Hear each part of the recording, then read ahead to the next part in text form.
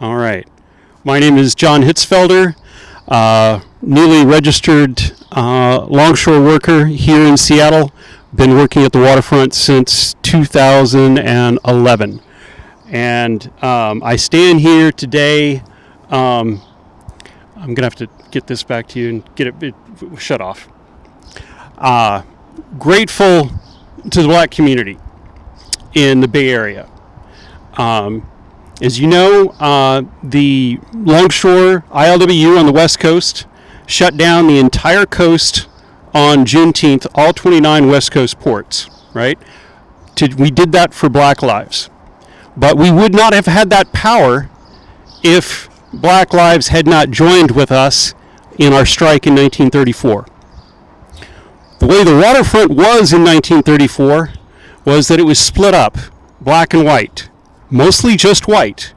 There were only 2 docks in San Francisco, 2 piers out of very many where African Americans were allowed to work.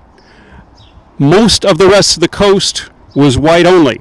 Seattle was the only port that was actually integrated by the work of radical workers on the waterfront here in Seattle. So what would happen when workers would try to strike is that the shipping companies could play off one group of workers against the other. They would allow African Americans who were normally not allowed onto the docks to work to break the strike.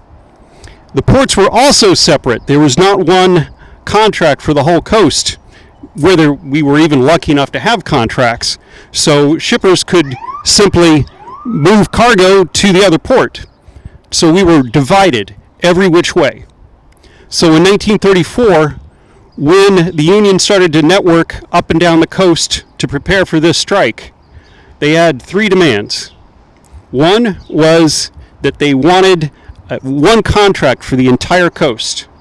And 2, they needed control of their hiring. As Brother Gabriel mentioned, hiring was done daily by the ship, and if you weren't on the boss's good side that very day, you wouldn't get a job, right?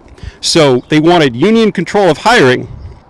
Now, what they also wanted with that union control of hiring was, in the Bay Area, the union and the black community through the black churches got together and said, if you join us on this picket line, if we come together and don't let the boss split us up, we will make sure that our union halls are integrated, that blacks and whites will stand together in the same line to get work. And it was through the black community joining on the picket line and not being strikebreakers that we won that power that we have today for the entire coast to be one contract.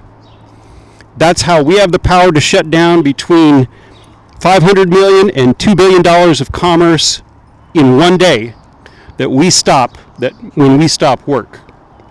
And that's the message we sent to the bosses on Juneteenth, that Black Lives matter that much to us, that you can't have that shipping profit if Black Lives don't matter.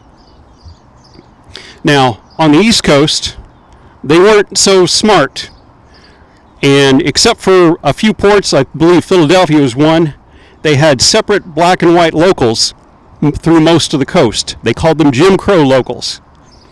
So at every port, the shippers could play one local off against the other.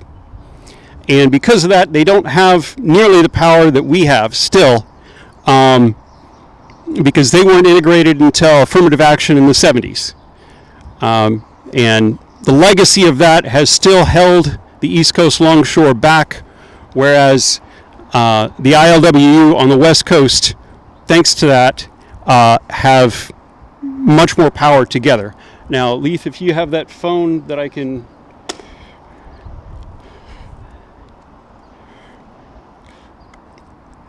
Now, this is so ingrained in our culture, or it should be at least, that this is on a sign in our dispatch hall here in Seattle on the B side.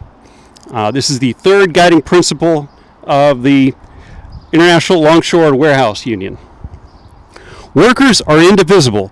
There can be no discrimination because of race, color, creed, national origin, religious or political belief, sex, gender preference, or sexual orientation. Any division among the workers can help no one but the employers. Discrimination of worker against worker is suicide. Discrimination is a weapon of the boss. Its entire history is proof that it served no other purpose than to pit worker against worker to their own destruction. And it's this multiracial solidarity that made this union as strong as it is, and it is only that that'll keep it going in the future.